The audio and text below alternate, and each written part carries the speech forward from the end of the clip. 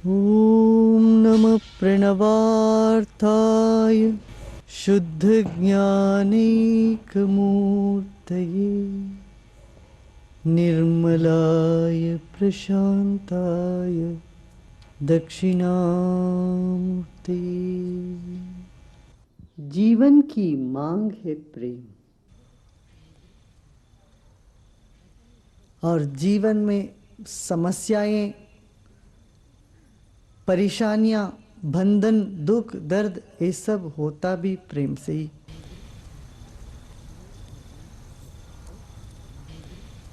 व्यक्ति से प्रेम हो जाए फिर वो मोह का कारण बन जाता है। वस्तु से प्रेम हो जाए तो लोभ हो जाता है, फिर उसको लोभ कहते हैं।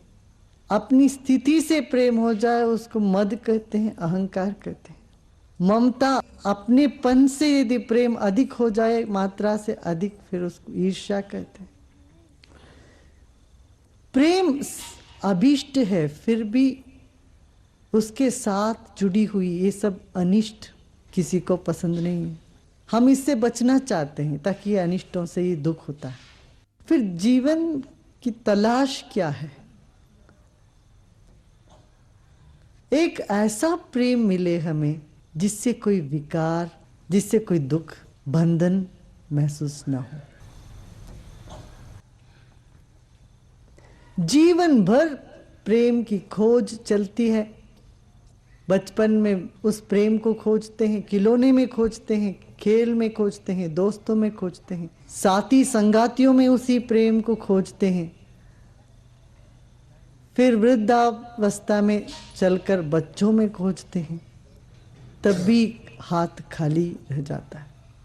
यदि सचमुच में प्रेम का अनुभव जीवन में एक बार भी हो जाए, शुद्ध प्रेम का अनुभव, व्यक्ति का जीवन परिवर्तन की दिशा पर चल पड़ता है। एक बार भी एक झलक मिल जाए भक्ति की, फिर व्यक्ति के जीवन में समष्टि उतर आती, तृप्ति झलकती है, कदम कदम पर आनंद की लहर उठती है। यदि हम प्रेम को जानते ही नहीं होते, तब प्रेम के बारे में चर्चा करना, विचार करना, कुछ कहना सब बेकार है। जैसे कोई बिल्कुल अंधा है व्यक्ति, तो उसको रोशनी के बारे में बताना जितना मुश्किल है, या कोई बहरा है उसको संगीत के बारे में समझाना मुश्किल है, करीब करीब असंभव है। इसी तरह यदि हम प्रेम को जानते ही नहीं होते, उसके बारे में कहना, बताना, चर्चा करना, विचार करना सब बेकार।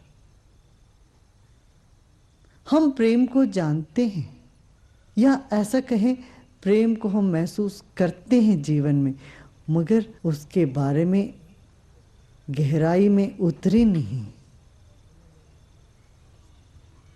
हमारे जीवन में प्रेम एक छोटे से कुएं जैसे है। तो एक कंकड़ पत्थर भी उसमें डालो तो एकदम नीचे का मिट्टी ऊपर आने लगता है। मन यदि सागर जैसे हो, प्रेम इतना विशाल हो, तो पहाड़ भी गिर जाए उसमें कोई फर्क नहीं पड़ना। तो जीवन में प्रेम उदय हो, उसका विशालता अनुभव में आ जाए हमें, तब जीवन सफल हो गया समझना। जरा सोचो ना, मान लो आपको सब कुछ मिल गया जीवन में, प्रेम नहीं है, आप जीना पसंद करते हो? प्रेम अनुभव में पूरी तरह से आ जाए, फिर उसके बारे में व्याख्या करने की कोई जरूरत नहीं, उसके बारे में चर्चा करने की भी जरूरत नहीं।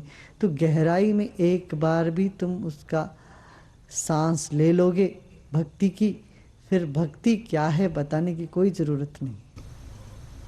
मगर एक धुंधला सा अनुभव है, मगर पूरा पता नहीं है, समझ में नहीं आई, तब नारद महर्षि कहते हैं अथातो भक्तिम व्याख्यास्यामः। अब हम भक्ति की चर्चा करते हैं। कब? जब हम जानते हैं प्रेम क्या है,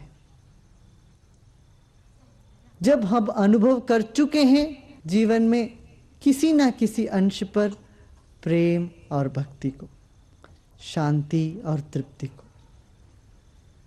खुद के जीवन में मोड़ के देख चुके हैं, अनुभव कर चुके हैं कि हर परिस्थिति, वस्तु, व्यक्ति सब परिवर्तनशील है।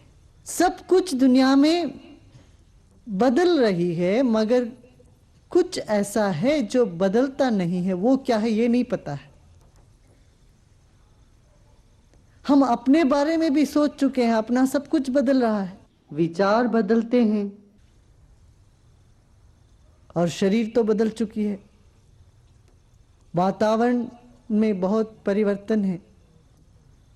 वह क्या है जो अपरिवर्तनशील है, जो बदला नहीं है?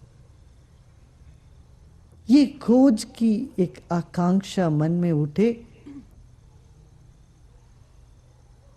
भाई, जब कुछ सुनने की इच्छा होती हो तब बोलने से फायदा होता है। सुनने की चाह होनी चाहिए, प्यास हो तब पानी पियो तो मजा आता, अच्छा लगता है। ऐसे प्यास हमारे भीतर जग जाए, फिर नारद कहते हैं अच्छा अब मैं बताता हूं भक्ति क्या है। अब उसकी व्याख्या करता हूं। अब तुम ऐसी प्रेम की तलाश में हो जिसका रूप क्या है, उसका लक्षण क्या है, ये मैं बताऊंगा तुम्हें। ये कहते हैं नारद। नारद माने वह ऋषि जो तुम्हें अपने केंद्र से जोड़ देते हैं, अपने आप से जोड़ देते हैं।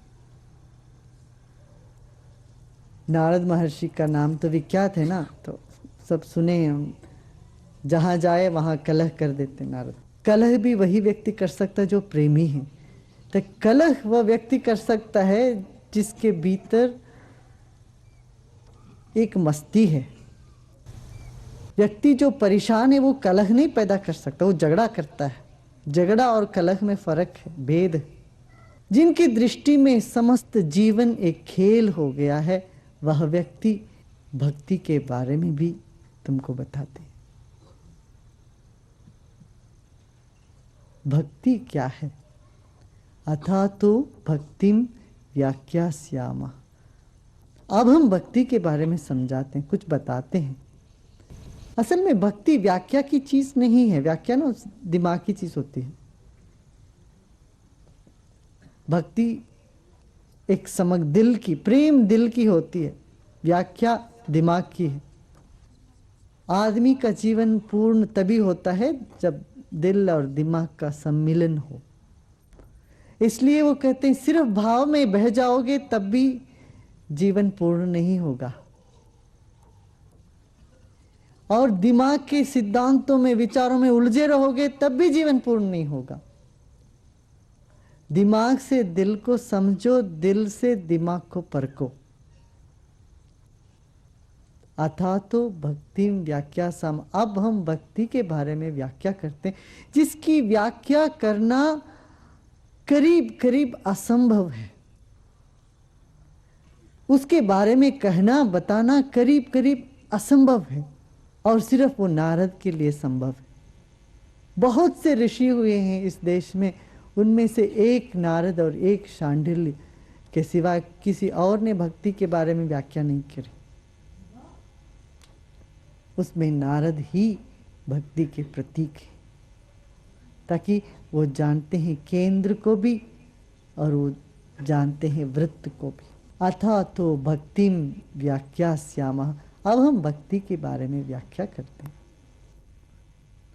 तब बताते हैं सा त्वस्मिन् परम प्रेम रूपा।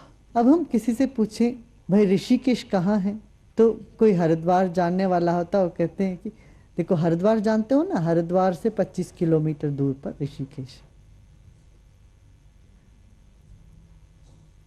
उत्तर भारत में है, यूपी में है। कुछ समझाने के लिए भी एक निदर्शन जरूरत है। जिसको कहते हैं रेफरेंस पॉइंट। किसी के पास, अच्छा ये कहाँ है, दिल्ली कहाँ है, यूपी हरियाणा इनके बीच में। सा त्वस्मिन् परम प्रेम रूपा, वह भक्ति क्या है, परम प्रेम, अति प्रेम, प्रेम की पराकाष्ठा है। जब प्रेम क्या है नहीं जानते हैं, भक्ति कैसे समझ सकते। कहते प्रेम तो तुम जानते हो, मां का प्रेम तुमने जाना, पिता का प्रेम जाना, भाइयों का प्रेम जाना, पति पत्नी का प्रेम जाना तुमने, बच्चों के प्रति तुम्हारा प्यार अनुभव में आ गया तुम्हें, वस्तु के प्रति लगाव, व्यक्ति के प्रति लगाव, परिस्थिति के प्रति लगाव, जिससे हम मोहित होकर दुखी हो जाते हैं। इस प्रेम को जानने पर कहते हैं इस प्रेम का ही पराकाष्ठा है भक्ति। एक प्रेम वात्सल्य, दूसरा प्रेम स्नेह कहते हैं, तीसरा प्रेम को कहते हैं प्रीत, अलग अलग गौरव, इस तरह से अलग अलग नाम से हम प्रेम को जानते हैं। उस सब तरह का प्रेम से परे जो एक प्रेम है उसी को भक्ति कहते हैं। और ये सब प्रेम को अपने में समेट के जो निकली है एक पूर्ण रूप से जीवनी ऊर्जा, जीवनी शक्ति, वही प्रेम है। सा त्वस्मिन् परम प्रेम रूपा। अक्सर क्या होता है, प्रेम तो होता है हमें, मगर वह प्रेम बहुत शीघ्र ही विकृत हो जाता है, उसका मौत हो जाता है। प्रेम जहां ईर्ष्या बनी तो प्रेम का मौत हो गया, वहां पर ईर्ष्या में बदल गई वो प्रेम। जहां प्रेम लोभ हुआ तो प्रेम खत्म हो गया, प्रेम द्वेष बन गया। प्रेम हमारे जीवन में मरणशील रहा है हमेशा, इसीलिए समस्या है। आप किसी से भी पूछो, क्या कहते हैं, आप अपने लिए जी रहे हो क्या, नहीं कहेंगे, नहीं हम अपने माँ बाप के लिए जिएंगे, पति पत्नी के लिए जी रही हैं। तो पत्नी से पूछो तो किस लिए जी रही है, अरे मेरे लिए क्या, मुझे क्या चाहिए, मैं तो अपने पति के लिए, बच्चों के लिए जी रही हूँ। तुम बच्चों से पूछो, हम माँ बाप के लिए जी रहे हैं। माँ बाप से पूछो, हम बच्चों के लिए जी रहे हैं। सब एक दूसरे के लिए जी रहे हैं, फिर भी कोई नहीं जी रहा है। इतना कोलाहल, इतना परेशानी, इतनी बेचैनी जीवन में,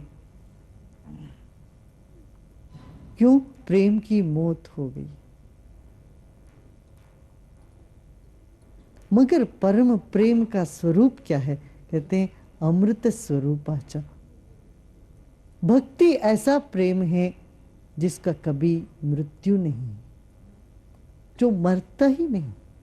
दिन भर दिन भक्ति की वृद्धि होती है, भक्ति कभी मरती नहीं है। इसलिए उसको कहा है कि सा त्वस्मिन् परम प्रेम रूपा अमृत स्वरूपाश्चा, जो कभी मरती नहीं, इसका मृत्यु नहीं, मौत नहीं।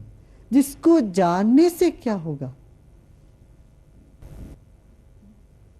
यम लब्ध्वा पुमान् सिद्धो भवति अमृतो भवति तृप्तो भवति।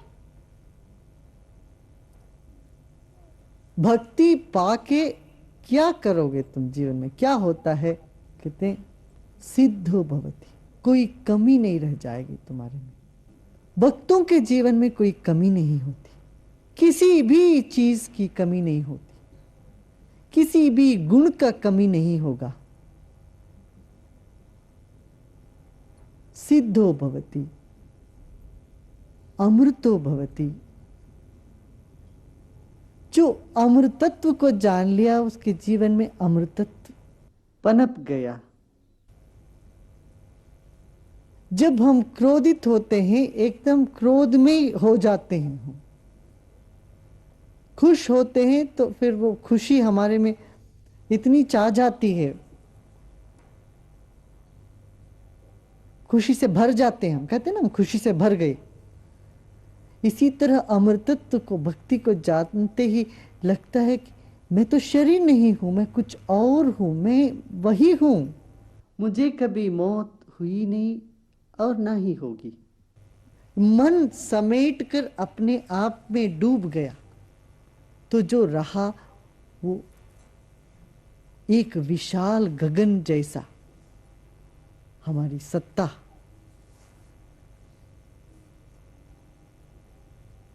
कभी गगन का मृत्यु देखा है, सुना है? मृत्यु शब्द ही मिट्टी के साथ जुड़ी हुई है। मिट्टी परिवर्तनशील है, आकाश नहीं। मन पानी के साथ जुड़ा हुआ है। जैसा पानी बहता है वैसे मन भी बहता है। इस शरीर में कहते हैं जल तत्व 60% जल तत्व पानी है। वैसे आज के विज्ञान में ये बात सिद्ध हुई है कि शरीर में 98% आकाश तत्व है। जो बची हुई 2% है उनमें 60% पानी जल तत्व। इसी बात को हमारे पुराने ऋषियों ने भी कहा। मृण्मय शरीर मौत के अधीन है, मगर चेतना ये अमर है। प्रेम चमड़ा है या चेतना? क्या है प्रेम? यदि प्रेम सिर्फ मिट्टी होता तो वो अमृतत्व में नहीं ले जा सकता, भक्ति तक नहीं पहुंचा सकता।